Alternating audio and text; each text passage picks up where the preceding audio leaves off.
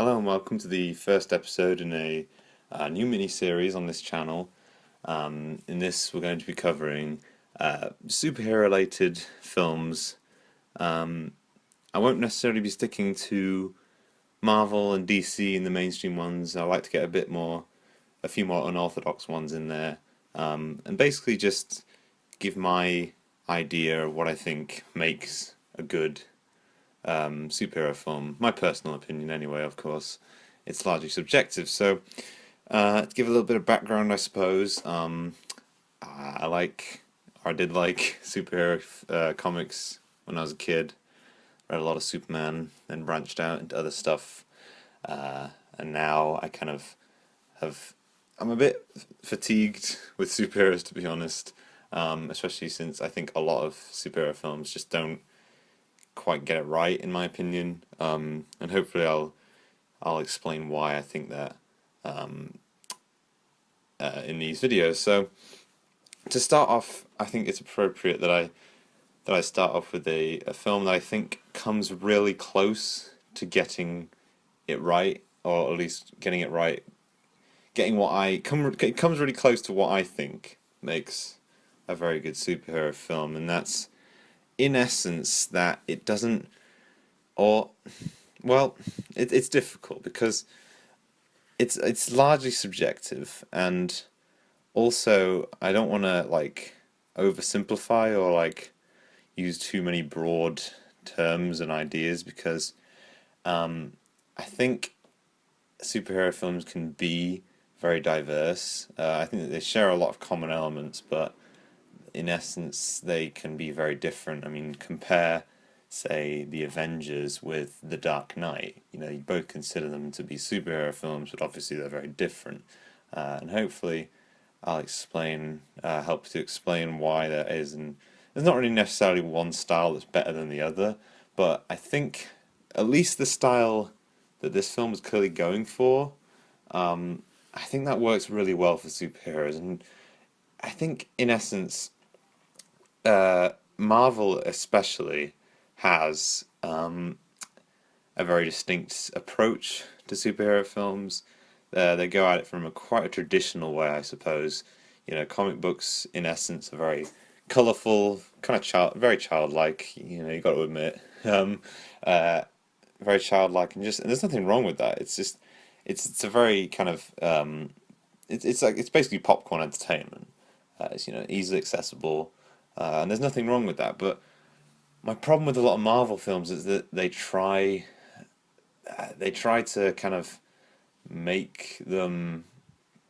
They don't really appeal to these core principles. They kind of just they try and add as much stuff as they can in, as I suppose is a selling point. You know, they've got this core idea, but they don't really run with it a lot, and it ends up in a lot of films that feel a bit, you know, tonally mismatched, and also kind of at the end of the day, a lot of it's either the Marvel writers themselves that aren't that great, or the restrictions placed on them. An interesting story to read about is the original script for Ant-Man was going to be written by Joss Whedon, and that actually was rejected, even though everyone who read the first draft said that it was the best Marvel script ever written. So I think, not to get my tinfoil hat on, but I think there's more kind of going on behind the scenes at Marvel. They're very keen to just, I suppose, stick with a formula that works, and that's understandable, I suppose, from a marketing standpoint. But it's disappointing from a entertainment standpoint because I feel like a lot of the writers don't get to express their creative freedom, and that's why Guardians of the Galaxy is an interesting example because it comes really close to being that kind of a bit more abstract Marvel film. It still follows a lot of the same tropes, which is a bit disappointing. It uses a lot of old elements. But in essence, I feel like there's a lot more potential here, at least, to be something really unique, and not necessarily unique in and of itself, but unique to Marvel. So it's difficult, I suppose, to explain why this is beneficial. But essentially, Guardians of the Galaxy takes a much more light-hearted approach, and that might sound silly considering, the other Marvel films that come out. They're all very light-hearted, but I think Guardians of the Galaxy is the only one that really runs with that idea. That it runs with the idea the most. Every aspect is basically just made to make the film fun and enjoyable to watch. Just mostly on a superficial level, yes, but um, that's all it really needs. It does obviously have that emotional pull at the beginning, the anchor, I suppose, that works really well actually in this structure. This isn't a structure I think works for every film, but I like how kind of the film establishes the main character's emotional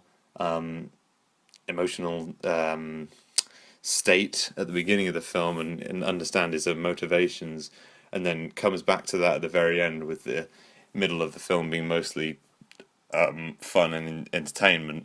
And I think that's all it really needed, which is fine. I don't think it would have worked. I don't think it works necessarily to have just all of one or the other for a superhero film, which is I think what Marvel struggles with is that they kind of focus too much on trying to make themselves more than they are. I remember the new Civil War was a really abstract concept to me because just one side seemed so much more like just the whole appeal of the film was obviously the two sides of the argument and all that, but it just seemed rather silly, and one side seemed obviously more compelling than the other. I mean, they're arguing over a decision about whether or not someone else should make decisions for them. So in that, I don't. Why would you want to make the decision yourselves? Anyway, to get back on topic, why I think Marvel Guardians of the Galaxy comes really close is that it's just the most fun to watch, and it takes itself the least seriously, and I feel like that's what it's come down to. The 70s soundtrack in the background is perfect. I think it really encapsulates not the time period obviously, but the mood of the film. It's very campy, and that's the same for a lot of Marvel films. But again, Guardians of the Galaxy runs with it a lot more. It says, you know what, this is a silly superhero action movie. We're not going to pretend that it's anything more than that. We just want to, have fun with it. At the end of the day, that's all that it's about. And then the problems obviously occur when they use a lot of old Marvel tropes and try and make it kind of a bit more dramatic and stuff like that. Honestly, this is one superhero film that I feel like didn't need really high stakes. I know that seems really controversial, I suppose, to Marvel and themselves because, how are you going to sell a film with a story that's just kind of a bit more simple and a bit more humble? Well, it's at the end of the day, it's about the characters, and the smaller stories they get into are often a lot more interesting than the save the galaxy type thing. Ironically, because that is, of course, their name. But you think about the scene about when they're escaping from prison. In my opinion, that's way more interesting than the final scene where they're having to defend whatever planet that was. I can't remember. To me, that's much more interesting and much more compelling, just because the characters. It's the first time they have to work together. There's a lot of more entertaining character interaction, and it's just a bit more humble. So it feels more lighthearted, and it feels a bit just kind of a bit more jovial and more entertaining to watch on its own. Obviously, the CGI is great throughout. This is one thing that Marvel has nailed. Um, Not that that is really, every film nowadays has great CGI. Not that that's like, obviously it takes a lot of effort, but it's something that doesn't really excite me anymore as much as it used to. What I really appreciate now is style. What they choose to go for, and unfortunately, this is another thing that this lacked. I think it's a lot more colorful, I suppose, or a bit more colorful than most Marvel films. But I feel like if they really ran with it, they really made it like super colorful, super Just avoid all the gritty, quote unquote, just all the drab colors like grey and purple. Really run with the kind of bright primary colors, which a lot of it does, but I think in recent years, I think Avengers tried to be a bit too use a bit too many greys, use the urban environments too much, and that's at least one thing that this film gets right. I think the sci-fi aesthetic it has, or the sci-fi setting, I suppose, it lends itself to a much better aesthetic, or much more thematically appropriate aesthetic, because it's just, yeah, it's a bit livelier, it's a bit more colourful. I wish they went a bit further with it, and that's basically how I feel about this film in a nutshell. Maybe it's not what everyone wants. Maybe it's not what anyone wants. But I just think Marvel. I just wish Marvel would just let down their guard for just one film, completely. This is a first step, I think, and I think if Volume Two goes a lot further, just takes itself a bit less seriously, maybe has a bit more of a humbler storyline. I think that'll open up for just like a bit more of what this film was going for originally. I just feel like there's a few little nagging things that hold it back, because the aim of this film is very clear. It's very clearly different from a lot of other Marvel films. It has a bit more dark humor, which is good. It's it takes, as I said, it takes itself less seriously, so there's a bit more dark humor than other Marvel films.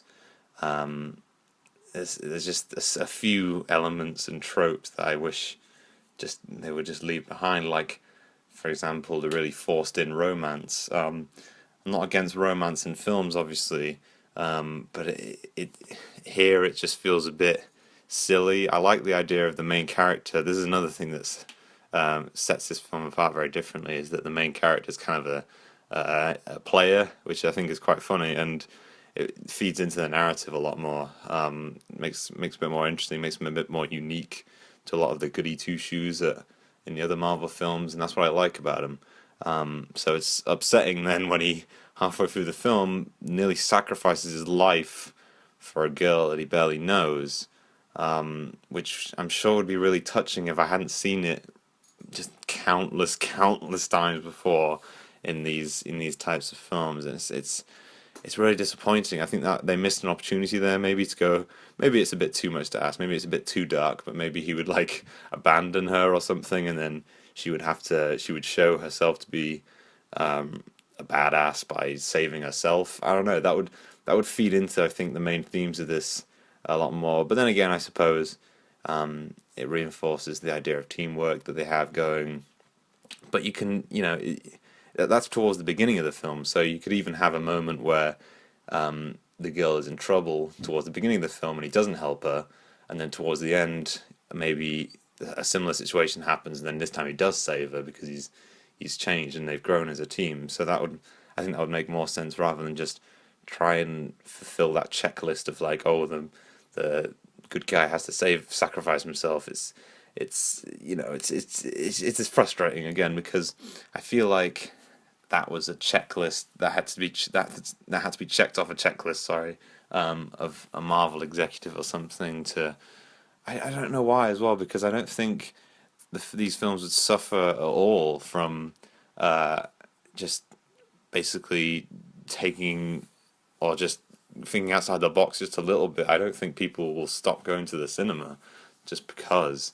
Obviously, it's safer, but to stick with a formula that works. But I can't see them suffering by thinking outside the box.